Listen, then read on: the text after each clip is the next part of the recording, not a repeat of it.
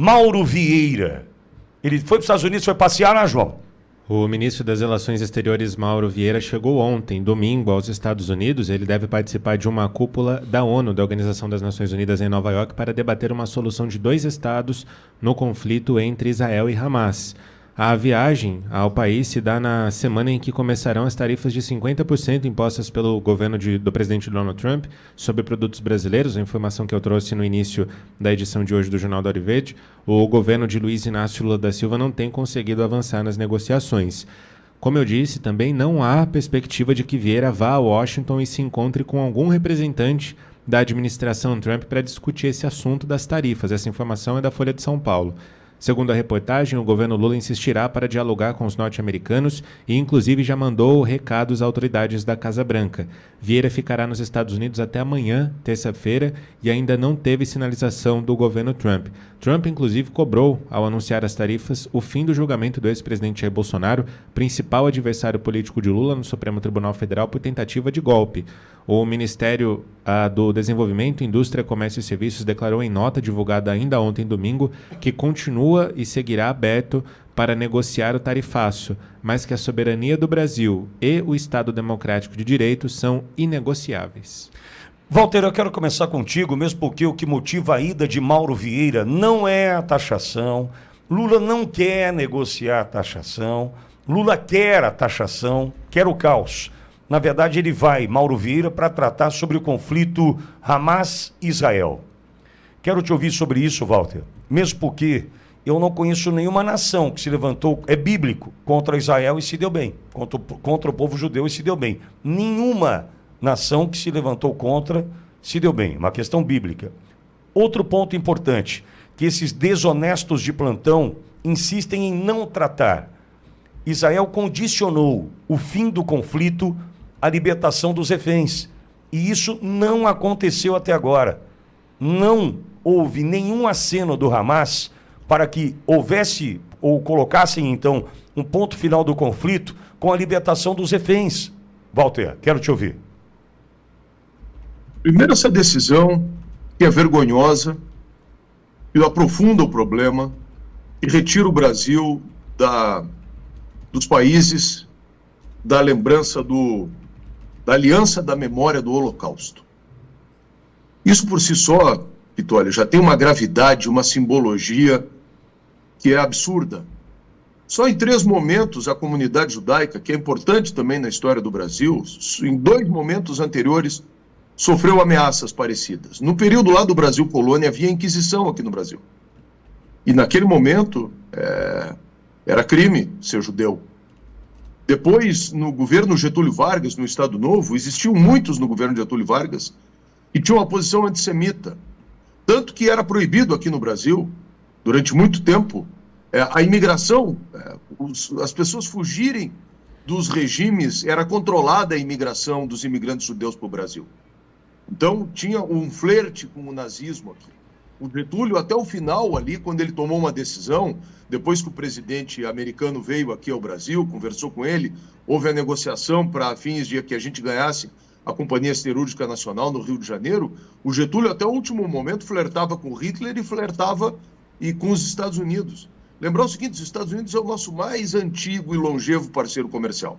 Na história política da humanidade, é na Constituição Americana de 1776 que a gente tem a criação do conceito moderno de democracia e do sistema de governo de presidencialismo, onde sacralizou ali a soberania, a supremacia do voto como expressão da democracia, não de cara que não tem voto nenhum e anda mandando no país, como é o caso de um determinado lugar aí, né, de Pindorama, que caras sem votos mandam no país. E a gente tem adotado a retórica esquerdista anti-americana.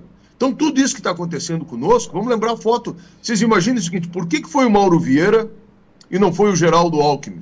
Porque vai o Geraldo Alckmin lá e bota aquela foto que está aí na internet, de 6 meses atrás, onde o Geraldo Alckmin está sentado ao lado do cara do Hamas, do cara do Hezbollah, do cara dos Houthis, todos que foram eliminados porque eram ligados ao terrorismo. Inimigos, não é nem adversários políticos. Inimigos dos Estados Unidos e inimigos de Israel.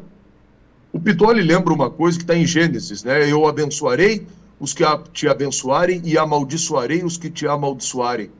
E amaldiçoados sejam esses que estão colocando o Brasil nesse buraco e nessa situação que, infelizmente, a impressão que eu tenho, a seguir do estado de coisas que está, e principalmente no aspecto comercial, nós vamos levar mais ou menos uns 10 anos ou mais para sair desse entreveiro que essa gente está nos enfiando. Olavo, e a questão ainda envolvendo Mauro Vieira, Washington, viagem aos Estados Unidos, eu entendo o seguinte: quem nunca se dispôs a procurar Marco Rubio, que ocupa o mesmo cargo equivalente, né, de secretário de Estado dos Estados Unidos, é o chanceler brasileiro. O Mauro Vieira nunca se dispôs a procurar Marco Rubio para uma conversa. Vai querer agora? Outro ponto, perdão, Olavo. O ministério comandado por Geraldo Alckmin.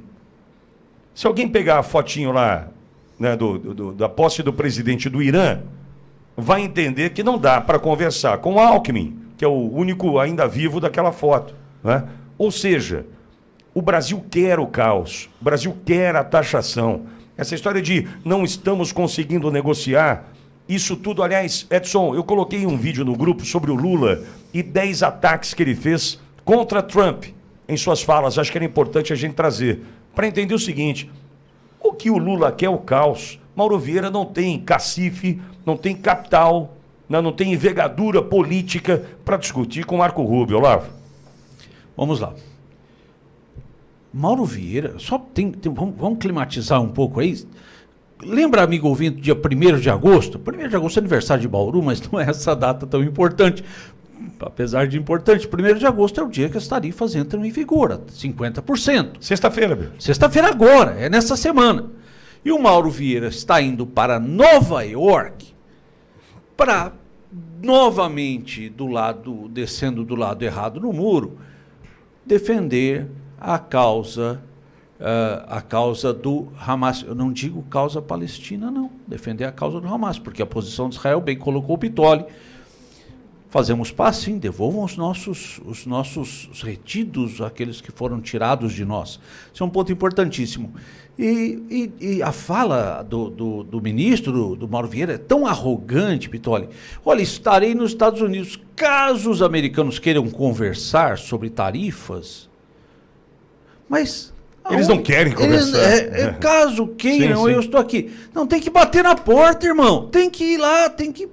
Mas não fez até agora. Inclusive, Lula não quis uma reunião com Trump, porque disse assim: eu não tenho assunto com ele. Terei que ficar contando piadas, né? Impraticável. Esse é o recado, né, Olavo? Do cara que não foi atendido por ninguém, ele tem que mandar um recado pela imprensa.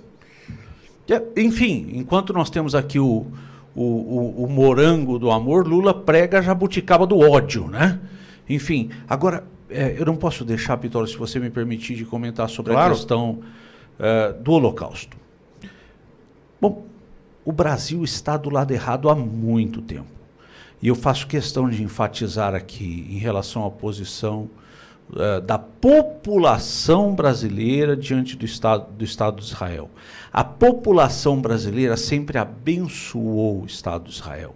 A população brasileira sempre foi amiga do povo judeu. O que nós temos é um divergente da população. E, infelizmente não, mas isso é uma coisa positiva do Brasil, sermos tão pacifistas, mas quando um governante não reflete a vontade do povo, tira. Existe processo legal para tirar. Dilma foi retirada por talvez bem menos. Agora, eu vou deixar uma pergunta, e eu não posso afirmar, mas a pergunta eu posso fazer. Ela é pesada. O governo Lula, ao deixar a aliança contra a memória do Holocausto, a pergunta é: vira negacionista do Holocausto? É triste demais. Vira. Fala, Walter. Vira negacionista do Holocausto, e é o triste lugar em que a esquerda do Ocidente está. Porque esse negócio do wokeísmo, tem até um vídeo aí que o Ruschel, que está lá nos Estados Unidos, publicou, entre uma militante do wokeísmo, desse identitarismo, que capturou grande parte da nossa juventude, porque eles tomaram as universidades, e o Hitler.